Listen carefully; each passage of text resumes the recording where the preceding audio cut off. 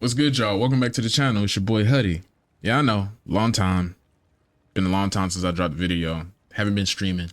Your boy been working like crazy. So please forgive me. But I gotta make a living. You know what I'm saying? Working these long shifts, it does that to you, bro. You want to come home and just lay down or just want to play the game. Don't feel like pressing the play button or stream button. But I'm probably gonna be more consistent. I'm just gonna have to do it probably more on the weekends. And y'all just gonna have to tap in Friday through Sunday. I'm gonna stream at least 1 to 2 of those days. And yeah, we're just gonna keep pushing like that. But I am here to talk about a build I've been playing. First time Blood Mage player, first off. So this is a whole new realm for me. This shit is actually lit.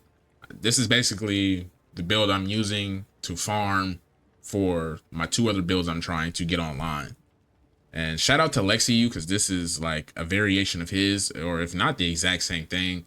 And I just heard of him. I saw like a clip of his stuff, like a short, and I was like, yo, this looks pretty cool. And then I seen it was a Blood Mage. I was like, you know what? I think it's time I try it. So shout out to Lexiu. I love this build, bro. It's lit. Anyways, I'm gonna showcase mine because you guys know me. I love to go top of the top, most ridiculous shit you can find on the market or craft, and just rock it and use it to farm. And this is kind of overkill, and it's still not really done. I can technically probably make it better, but either way, we're gonna talk about it. Skill tree, I think I followed his tree to the T for the most part. And yeah, so we're gonna just focus on the notables here. I went with pure energy for increased energy shield, practice signs, cast speed, critical overload, crit hit chance, critical spell damage if you've dealt a critical hit recently, which you want as much crit hit chance as possible because a lot of these nodes are in synergy with one another. So it'll be something like this where you do more spell damage if you've critically hit recently. If you have at least 50% or more crit hit chance, that means you're always going to have 15% more critical hit chance for spells, or spell damage, I mean. So stuff like that you really want to keep in mind when you're doing stuff like this. A lot of this whole build is based off synergy, and it's actually pretty cool. I really like it. Melding, more energy shield, critical exploit, once again crit hit chance. All of this is like crit hit chance, so, and crit damage bonus. So you want as much as that as possible for this because you are using and utilizing cast on crit. Echoing flames, elemental damage if you ignited enemy recently, which we are igniting through my staff, which is gain fire on there. And I'm using lightning skills, so I'm obviously going to shock enemies. Must have. Dynamism. All right. This is a big part of the build. I feel like if you don't have this, it's not going to work well. So if you have high crit chance and you got the critical skill and you got the cast on crit building energy consistently and it's always triggering, you're always going to have 40% increased damage. Once again, like I was saying, synergy. So high crit chance, high crit damage equals technically 40% of free extra damage just off of you just having cast on crit and having whatever you have in there pop off. Super nice, super lit. This also goes well with Dynamism, Evocational Practitioner. 25% increased critical hit chance if you've triggered a skill recently. So these two together is like a revolving door of energy and damage. So if you're triggering a skill, you got 25% more critical hit chance and 40% increased damage. And it's just bouncing off of one another. You're always going to have energy because I'm going to show you that you can have life. You can have energy efficiency, which energy for us is life and stuff like that. And once again, you want to get crit hit chance, meta skills gain 4% increased energy, stuff like that. But yeah, these two, evocational or evocational practitioner with dynamism, revolving door damage, free damage, must haves. Moment of truth, have this in my weapon slot 1, because obviously that's where my damage spells are. So you want critical hit damage, and you get this once again. This is another synergy note. 25% increased critical damage bonus if you've dealt a non-critical hit recently. That's for that 30% I'm not critting. And then I just get damage, you know.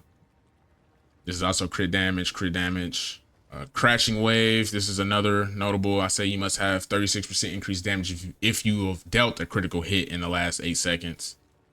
I'm critting fairly often, so I probably don't even need these because I crit pretty often. I'm not gonna lie, but it has that crit hit chance on there, so I'm gonna keep it. I'm gonna keep it. It's some more crit hit chance nodes somewhere, but I think I'm gonna keep this one. Essence of the Storm, lightning damage. I'm using lightning skills. Chance to shock, that synergizes with echoing thunder. That's once again 30% free damage every time I shock an enemy, and I shock pretty often. Flow like water, cast speed, dexterity, intelligence, and I just grab damage nodes down here. Crit damage. Royal, you want as much area of effect because I'm using Comet as my cast on crit skill mainly.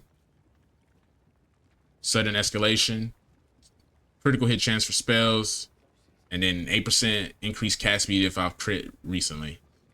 Once again, synergy.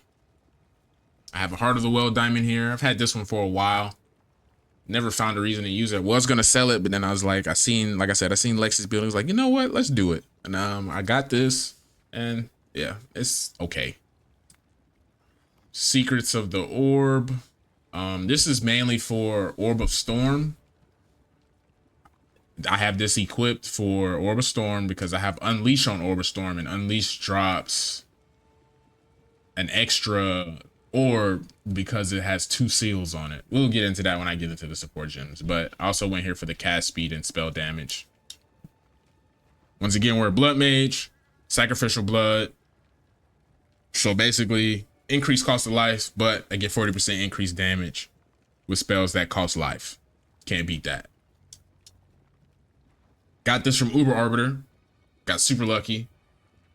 +3 level of all arc skills. I was like, I'm definitely running Lexi's build now that this dropped. Storm charged. 40% increased elemental damage if you critically hit recently. Once again, you want at least, I cannot say this enough, at least 50% crit hit chance. Because you're missing out on, like, it's just free damage at this point at certain points of the tree. How do you say this word? Desensitization. I don't know, that's a mouthful. 25% increased critical damage bonus, and also 25% reduced critical damage bonus on you. Helps with survivability. Half the time, you're gonna survive anyways because you're leeching like crazy, unless you just get absolutely one-shotted by an abyss monster, which these abyss monsters, this dispatcher, feel way stronger than 03.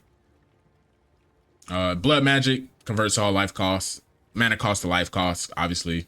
Want to run this because, well, you're a blood mage and then you have sacrificial blood, and then, oh man, I done skipped the whole ascendancy tree. My fault, gang. My fault, y'all. And you want to, I'm tripping. Yeah, okay, well, yeah, you're gonna use this sacrificial blood with blood magic because you're gonna consume it. But in your tree, you want to go Crimson Power. This is huge right here. Crimson Power is like one of the main things you want. You gain maximum life equal to 100% of the item's energy shield. So you want a high ES chest piece, like high, at least 1,000 minimum, which I just got by.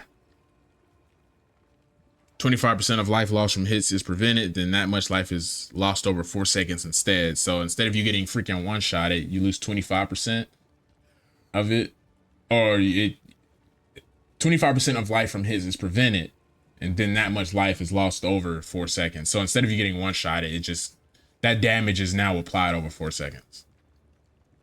Spell damage leeches life. Base critical hit chance for spells 15%. So that's the tree. We're gonna get into the skills now. Like I said, I'm using Arc. I went overkill with this. I'm loving every second of it because, well, you guys know, I like pushing things to the limit. I went Ambush because 100% more critical hit chance against enemies that are full life. Therefore, that means that it's filling up my cast on critical. Deliberation, more damage. Granted, I'm slower, but that's fine because I have a lot of cast speed. So me moving slower, but able to cast faster and push out more damage, that's okay. Considered casting. Less cast speed, only 15%, not that bad, especially for 35% more damage. I dropped this. This is cool as well. This is just extra chaos damage. and lightning damage all at the same time, and I'm using a lightning skill. Like if I take this off, I lose 35,000 DPS. So like this is nice. And then the Rakiatis flow. I also got this from a drop, super lucky drop. If you have a Rakiatis, you will not need elemental weakness. But if you don't have a Rakiatis, you can put in lightning mastery, or what else? You could probably put, yeah, lightning mastery. I'll put lightning mastery in this, which would give you more damage anyways. And if you don't have this, you can probably go with, I have it written down. You can probably go with like efficiency. Yeah, you can go with like efficiency, lightning mastery. If you don't have these two, everything else stays the same. If, like I said, if you don't have a Rakiatis, you go elemental weakness. You want to go cursed ground, heightened curse, efficiency, magnified area, prolonged duration. A bossing skill I use, or you should be using, Frost Wall. I have magnified area, spell cascade, cold exposure, pinpoint critical, considered casting, orb storms. Once again, I think I pop this all the time within, you know, fights to get infusions. But you want overabundance, unleash. This is what I was talking about. 2 seals. So 2 seals basically mean you get to cast it twice, or every time you cast it, it casts it twice for you. So it's like, say if I shoot 1 lightning arc out and I had unleash on it, it'll shoot 2 out because of the seals down here. You see it has seals. And then it gives me infusions as well. Like the moment I drop it, I have 2 infusions sitting here in front of me. So now I have an infused arc and infused lightning frost wall. And if I wanted to, I can probably have infused, I'm pretty sure the comets are infused as well with lightning. So now you have fire and lightning infused comets. So consider casting, once again, that's cast speed, but you get more damage, deliberation, less movement speed, more damage, and efficiency saves on life. Because light, we no longer have mana. All of our stuff is life. So efficiency helps with our life cost per use. Snap. This is what you use pretty often through mapping. Like after you blow up a mob, you snap to consume the element that was applied to that corpse. So if they were on fire, or at least inflamed, and you kill them, you snap. Now you have a fire infusion. So you want to snap throughout the waystone so you can, you know, consume all the infusions and just have a nice chain of stuff. Cooldown recovery, Katar's rejuvenation. This basically increases the cooldown recovery rate per stack, so I can just snap constantly without having to worry about cooldown. Efficiency, once again, life cost and rapid casting. I can snap immediately. Convalescence, defensive layer. I went with cooldown recovery, prolonged duration, mysticism, and second wind. Blasphemy, another defense layer, because I went with temporal chains. A lot of these melee monsters and these mods on these maps give them way too much movement speed, so this helps out a lot with survivability. Magnified area. Main damage skill as well, cast on critical, like I was saying. Comet, living bomb. Now I went living bomb because when you deal damage, dealing enough damage to an enemy or killing it outright causes the seeds to explode. So then when they blow up, they leave behind a fire infusion. And then that also helps with snap as well, because snap brings back more fire infusions. Elemental focus, more elemental damage. Balance energy, gain 45% increased energy, and efficiency, less life costs. Arctic armor, defensive layer, second wind 3, cooldown recovery 2, freeze, cold mastery, cold nexus. Now I want to go back to Arc to talk about why. Like, see, my crit hit chance here is 70%. I'm at almost 430. So this is like where you kind of want to sit at, so you can always, you know, crit and do crazy damage and just have constant comments coming down. Like, it's pretty sick. You guys will see in the boss fights I'm gonna show. I'm not gonna show a map showcase. I'm just gonna show Uber Arbiter, T3 Zesh, and T3 King of the Mist. I'm still doing Oroth stuff, and yeah, I'm gonna be quiet now. I showed you. Oh, I didn't show you guys my gear. Good thing I thought about that. As you guys see, I already fought him a couple times. We're gonna start with the wand. I mean the staff. You can go with a wand. I say go with a staff because you get more damage, but you can go with a wand with a focus and probably get close to the same amount of damage. Now this staff is OD. You do not need a staff this strong. I just love min-maxing. You can probably find you a decent staff for probably 30 to 20 div. 20 to 30 div. Like you can probably do all of this for less than 200 divine, honestly, and do decent damage because of the synergy within the skill tree. Like you don't need like crazy shit for real. But I'm gonna point out the main things you do need for it to work. So for the staff, you at least want +6 level of spells, lightning spells. Cast speed, you want that as high as possible. Like do all of this within your budget. Like I've been selling a lot of stuff. I haven't had a lot of raw divine drops, but I've been crafting and slamming stuff and getting pretty lucky with that. So I've been selling and able to trade. I crafted like a few wands. Like my buddy's using one of my wands right now that's actually cracked as hell. But yeah, you want your spell damage high, cast speed pretty high, lightning spell skills. You want gain fire and gain lightning. Do not go gain cold because gain cold will cause enemies to shatter. Therefore, you won't get any infusions for fire to cause fire comets. So go gain fire and then get crit hit chance. Also, there's also staffs out there, which I just discovered looking on the market before I started recording this video, is you can get increased spell damage per life cost. I don't know if that's better or worse.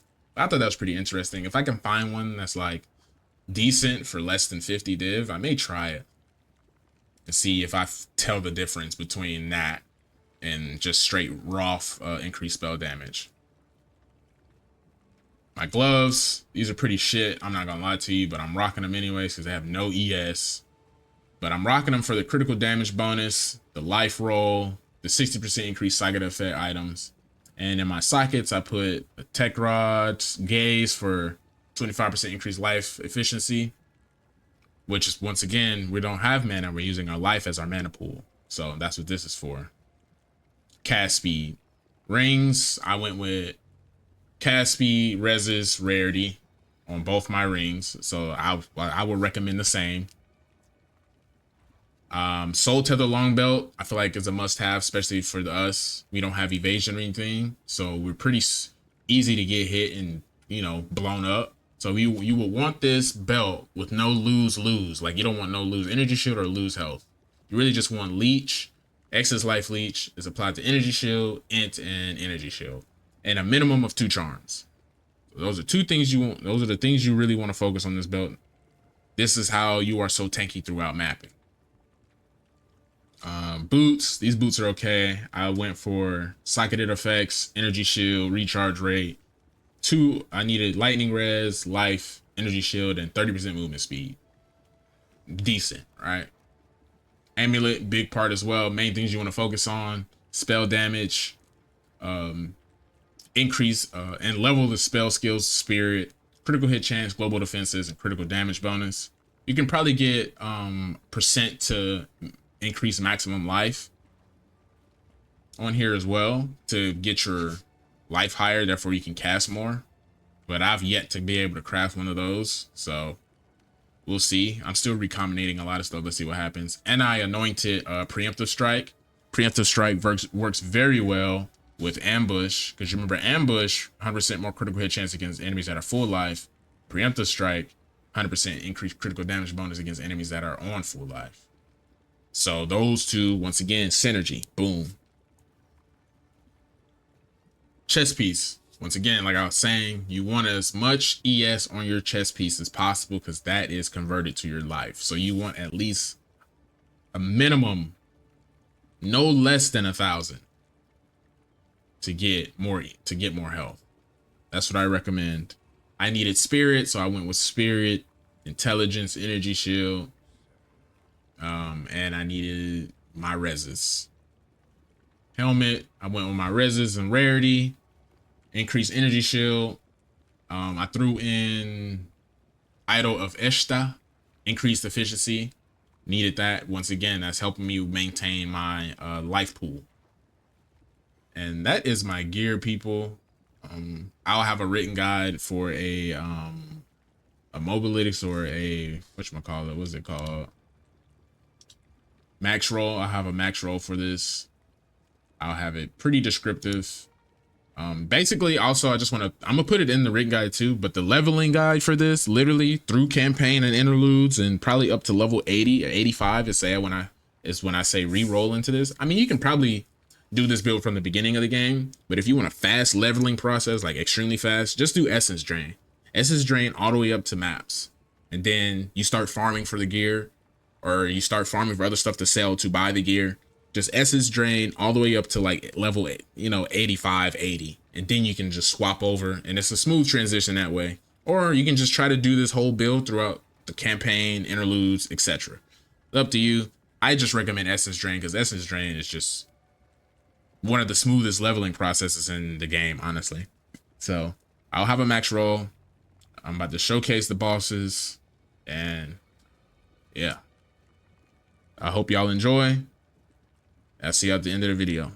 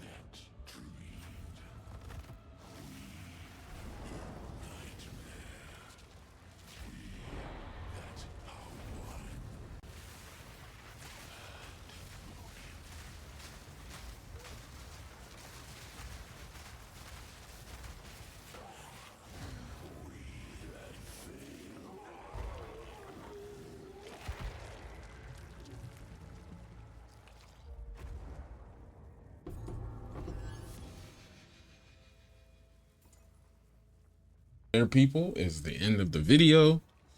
I appreciate y'all for showing love. We're almost at 1,000 subs. Like I said, I am going to try my best to be more consistent this year. Given my work schedule, like I said, I work an annoying amount of hours, so like 10, 12 hours, sometimes 14 a night. It's hard, but if I have my weekends, I'll be streaming every weekend.